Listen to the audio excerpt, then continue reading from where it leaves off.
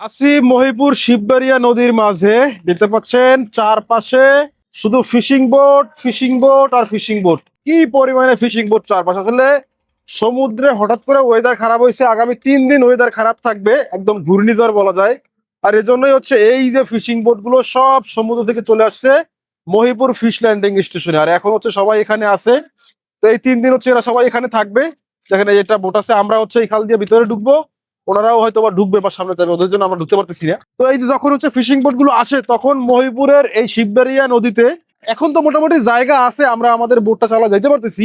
এই জায়গাটুকু অনেক সময় থাকে না, এত এত ফিশিং বোট সমুদ্রে থাকে এবং সমুদ্র থেকে এইখানে এত এত ফিশিং বোট আসে। যাই হোক, আমরা হচ্ছে যাবো এই দিকটাতে, আমাদের আজকে পিকনিক আছে, সেখানে রান্না বান্না হবে, খাওয়া দাওয়া হবে, ইলিশ মাছ খাওয়া হবে। তো আপনারা যারা হচ্ছে মজা করে সামুদ্রিক মাছগুলো খান, নদীর মাছগুলো খান, আপনাদের জন্য যারা মাছগুলো ধরে তাদের এই যে জীবন যুদ্ধ সমুদ্রের সাথে, এই ঝড়, এই তুফান, এই আবার ভালো, এই এত এত ঝড় তুফানের সাথে যুদ্ধ করে কিন্তু আপনাদের জন্য মাছগুলো সংগ্রহ করে আনতে হয় এবং সেগুলো আপনারা মজা করে ডাইনিং টেবিলে সাজিয়ে তারপরে খান।